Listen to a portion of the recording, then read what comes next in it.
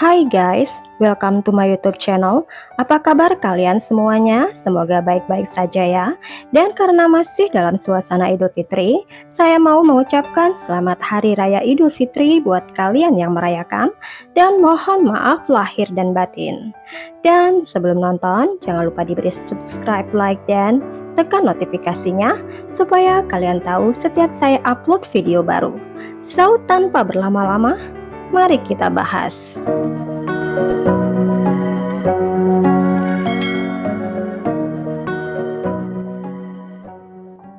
Stephanie Bennett lahir tanggal 30 September 1979 di kota kecil di Rocky Mount, Virginia, Amerika Serikat. Ketika Stephanie kecil, kedua orang tuanya bercerai dan Stephanie tinggal dengan ibunya. Namun ayahnya tinggal dekat rumah mereka, dan Stephanie terus bertemu ayahnya hampir setiap hari.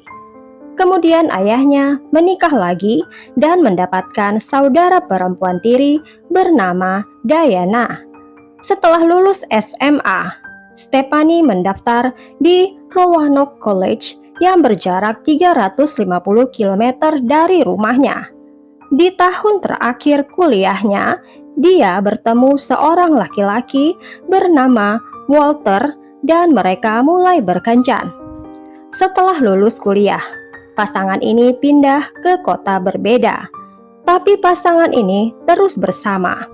Stephanie pindah di kota Raleigh di North Carolina dengan saudara tirinya Diana dan teman dekat mereka, Emily.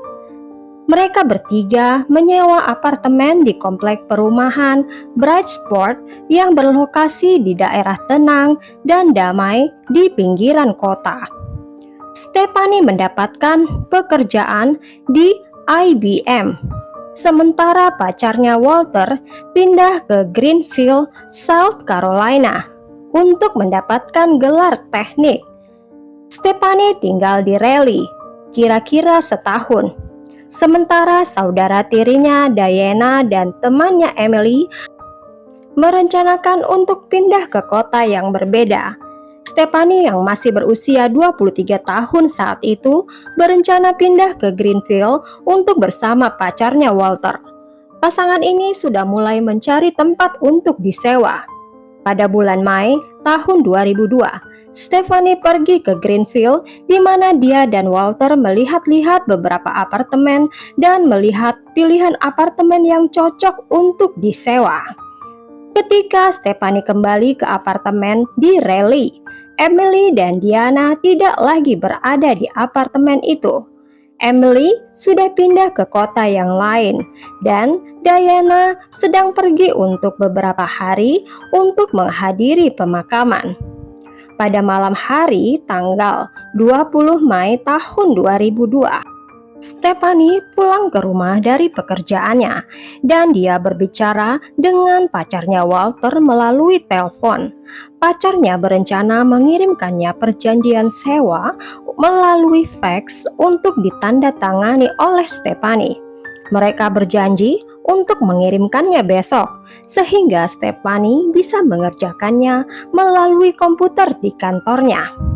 Besoknya Walter berusaha menelpon Stephanie, tapi Stephanie tidak menjawabnya, baik dari telepon rumah maupun lewat telepon kantornya. Walter lalu menelpon Diana, yang kemudian menelpon rekan kerja Stephanie.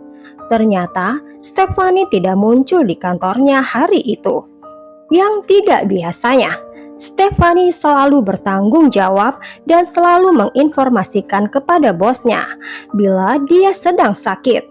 Bila dia ada di rumah, Stephanie pasti akan menjawab teleponnya. Diana menyuruh temannya untuk pergi ke apartemen Stephanie dan mencek apakah Stephanie baik-baik saja. Tidak ada jawaban ketika mereka mengetuk pintu apartemen, dan Diana meminta manajer apartemen untuk membuka pintu apartemen dengan kunci cadangan.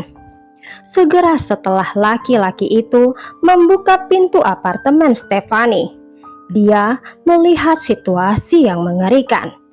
Stephanie terbaring tak bernyawa di lantai kamar, tanpa pakaian sehelai pun, dan memar di lehernya. Manajemen apartemen segera menelpon polisi. Detektif menemukan dokumen Stefani dan memastikan bahwa jasad itu benar adalah Stefani melalui foto Stefani. Pada penutup keranjang cucian yang berada di bawah jendela di dalam kamar Stefani, detektif memastikan pembunuh masuk ke apartemen melalui jendela kamar. Detektif juga menemukan telepon rumah ada di dalam lemari di kamar Stefani dan kabelnya sudah dipotong. Rupanya pelaku bersembunyi dalam lemari dan membawa telepon bersamanya, sehingga Stefani tidak dapat menggunakan telepon itu. Setelah berbicara dengan Diana, polisi menentukan beberapa barang yang hilang dari apartemen. Pelaku mengambil $8 dari dompet Stefani, 2 buah tape recorder, dan keranjang cucian dari kamar Stefani. Sepertinya dia sudah memasukkan barang-barang curiannya ke dalam keranjang.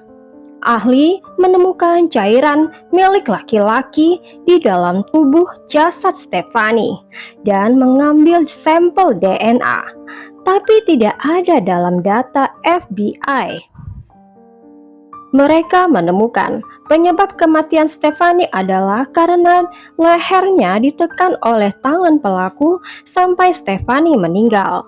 Pelaku mengambil barang yang digunakannya untuk membunuh korban, sehingga polisi tidak bisa menemukannya di apartemen. Polisi mewawancarai semua penghuni komplek apartemen, berharap seseorang ada yang melihat pembunuhnya.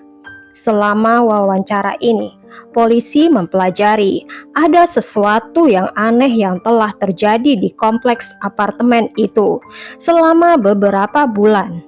Beberapa orang secara teratur memperhatikan seseorang sudah mengintip mereka melalui jendela apartemen. Mereka mengeluh kepada manajemen apartemen, tapi manajemen komplek itu tidak dapat menemukan pelakunya. Menariknya, setidaknya sekali orang ini terlihat di apartemen Stefani. Beberapa bulan yang lalu, seorang laki-laki yang tidak dikenal di dekat danau kompleks sudah menyerang seorang wanita muda dan melarikan diri. Setelah kejadian ini, Stefani takut tinggal sendirian di apartemen itu dan ingin segera pindah ke Greenfield bersama pacarnya. Di sekitar apartemen, polisi menemukan lusinan pakaian dalam wanita dalam semak-semak di dekat apartemen Stefani. Polisi mengira pembunuh membawanya keluar dari apartemen dan karena alasan tertentu membuangnya ke dalam semak-semak. Versi ini segera dibantah. Ternyata seorang remaja laki-laki yang tinggal di dekat apartemen Stefani sudah menyelinap ke apartemen Stefani dan mencuri pakaian dalamnya. Lalu anak laki-laki itu membuangnya ke semak-semak. Polisi lalu menanyai anak laki-laki itu, tapi dia menyangkal terlibat dalam kejahatan. DNA anak laki-laki itu diambil dan tidak cocok dengan sampel DNA laki-laki yang ditemukan di jasad Stefani. Dia tidak lagi dicurigai melakukan kejahatan.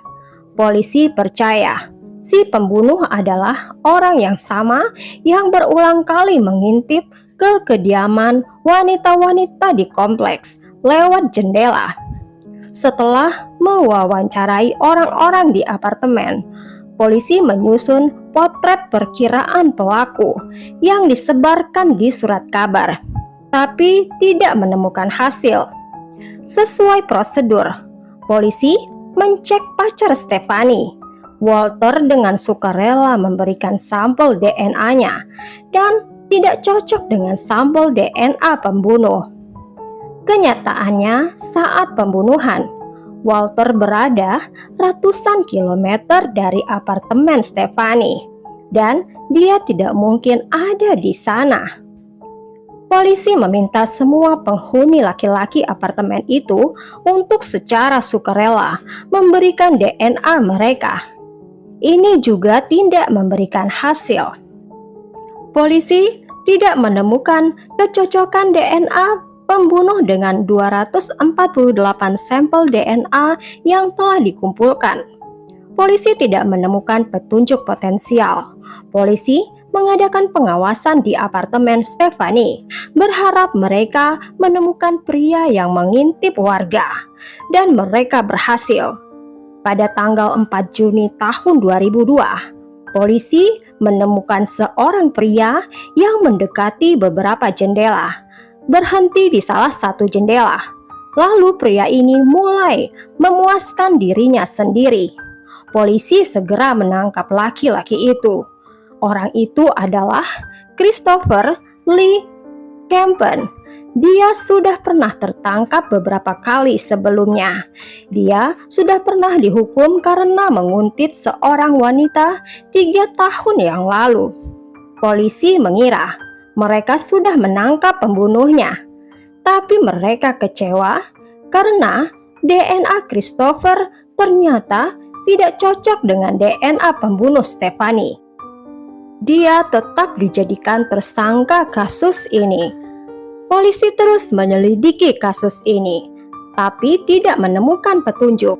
Pada bulan April tahun 2004, polisi mewawancarai penghuni apartemen lagi. Mereka curiga pria yang ditangkap karena mengintip atau melakukan voyeurisme. Mungkin satu-satunya orang yang berjalan di kompleks apartemen dan mengintip jendela apartemen orang lain. Polisi menanyai warga yang pernah bertemu dengan pria pengintip itu lagi. Sayangnya, tidak ada warga yang pernah melihat wajah laki-laki itu.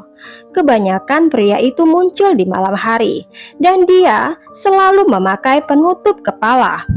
Tapi warga yang melihat laki-laki itu tanpa penutup kepala hanya dapat melihatnya mempunyai rambut panjang. Polisi menemukan laki-laki yang menemukan pria pengintip itu tepat di depan jendela Stephanie sebelum pembunuhan Stephanie. Laki-laki itu bersaksi kalau dia melihat pria pengintip itu lagi beberapa hari setelah Stephanie terbunuh, setelah siang hari. Pria pengintip itu sedang berjalan bersama anjingnya, sejenis Labrador, di area berhutan di belakang kompleks apartemen. Laki-laki itu mengenali pria pengintip itu dari penutup kepalanya. Saksi itu mengamati pria pengintip itu bersama anjing Labradornya sampai hilang di balik pohon. Saksi melupakan informasi ini. Jadi, selama interogasi polisi tidak tahu informasi ini. Polisi baru tahu informasi ini setelah 2 tahun setelah Stephanie meninggal. Sekarang polisi mewawancarai pria dengan anjing Labrador. Karena laki-laki itu berjalan-jalan dengan anjingnya, dia pasti tinggal di daerah itu. Saksi melihat pria dengan anjing Labrador itu ada di kompleks apartemen yang lain yang berada di balik kawasan hutan. Polisi pergi ke apartemen itu dan menanyai staf apartemen tentang laki-laki dengan anjing Labrador. Mereka memberikan nama Drew Planton berusia 35 tahun. Semua penghuni apartemen mengatakan kalau Drew Planton adalah laki-laki aneh yang jarang berbicara dengan orang-orang. Dia tidak pernah menatap mata orang dan sangat tidak ramah. Pria itu sangat kurus dengan rambut yang panjang dan selalu menggunakan pakaian ukuran yang lebih kecil dari badannya. Mungkin dia ingin menarik perhatian orang-orang. Polisi menanyai warga kompleks, yaitu wanita yang lebih tua. Polisi bilang kalau mereka sedang menyelidiki pembunuhan Stephanie Bennett. Wanita itu bertanya, "Apa kalian belum menangkap seorang pun?" Semua orang tahu dengan laki-laki dengan anjing Labrador, dan warga apartemen itu mencurigai laki-laki itu. Tapi tidak ada seorang pun yang menyampaikan kecurigaan mereka kepada polisi.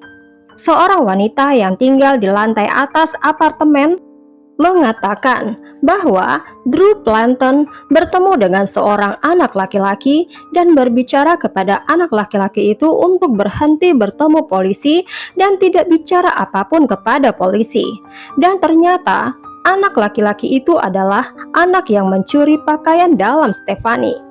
Ternyata Drew telah pindah dari kompleks itu dan menetap di sisi lain kota itu. Polisi memutuskan datang dan berbicara dengan Drew. Tapi tidak ada yang merespon ketika polisi mengetuk rumah Drew. Polisi datang beberapa kali dengan waktu yang berbeda dan tidak menemukan jawaban dari panggilan mereka. Bisa saja laki-laki itu tidak di rumah, atau dia memang tidak mau membukakan pintu. Polisi datang, menemukan tempat Drew bekerja dan pergi ke sana.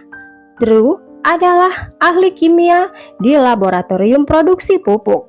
Polisi berhasil menemukannya di tempat dia bekerja. Drew mengaku dia tidak pernah mendengar pembunuhan Stephanie.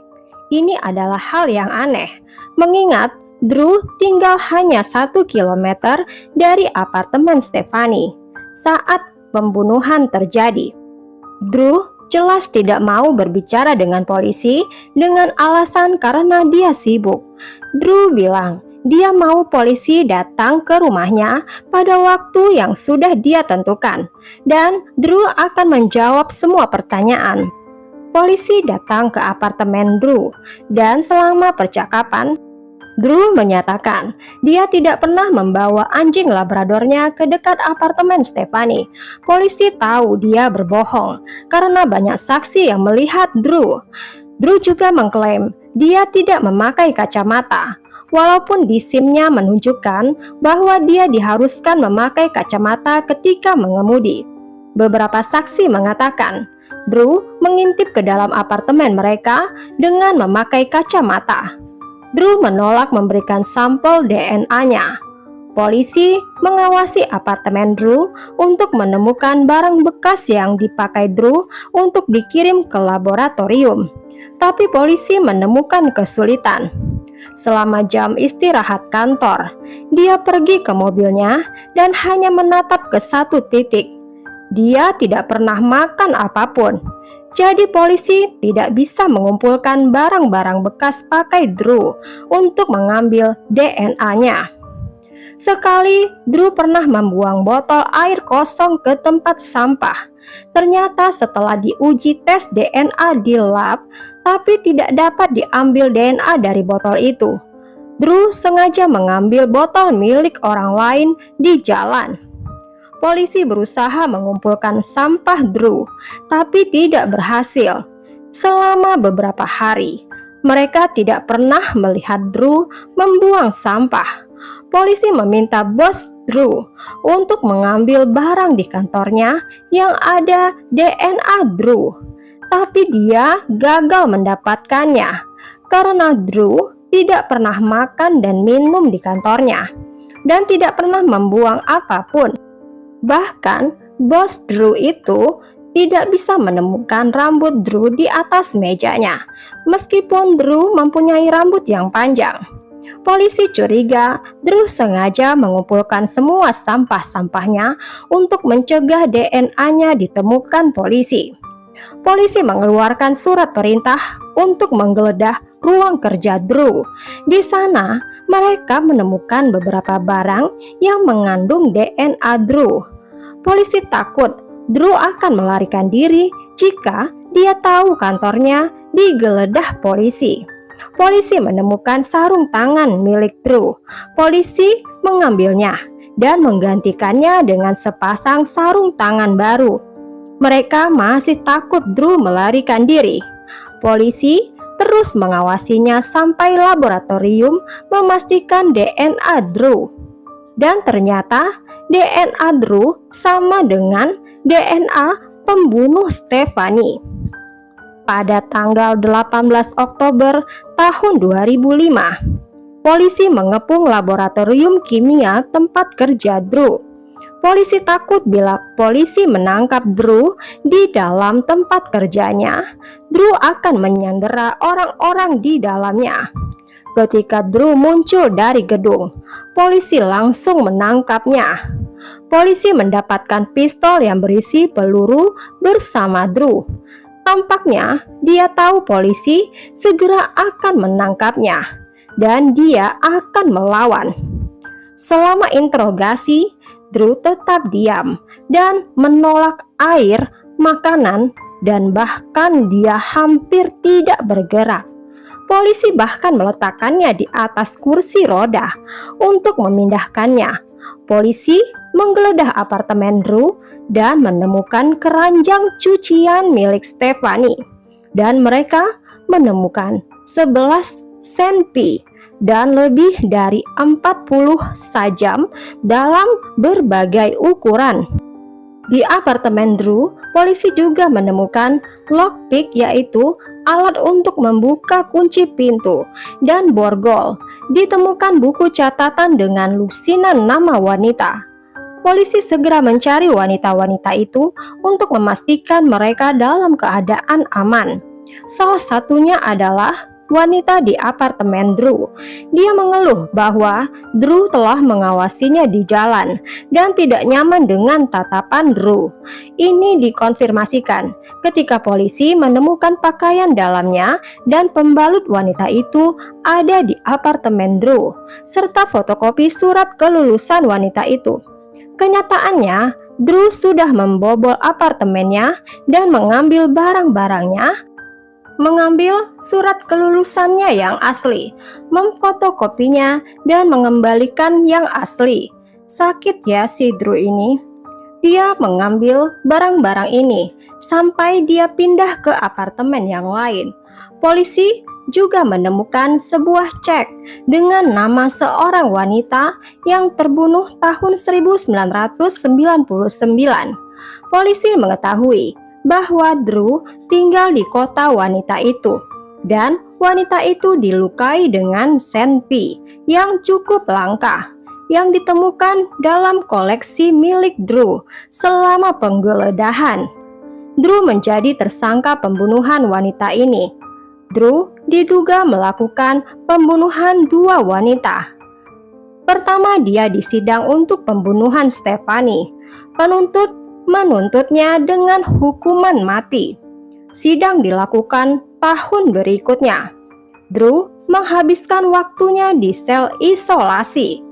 Pada tanggal 1 Januari tahun 2006, Drew ditemukan meninggal di sel isolasi.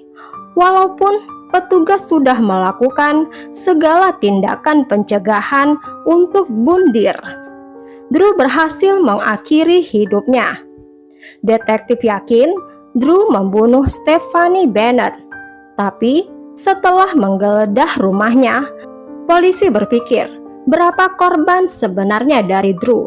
Dia juga bertanggung jawab atas pembunuhan wanita di tahun 1999. Drew adalah orang yang pintar. Dia seorang ahli kimia. Tapi mengapa dia melakukan perilaku yang sakit itu dan menjadi pembunuh berantai?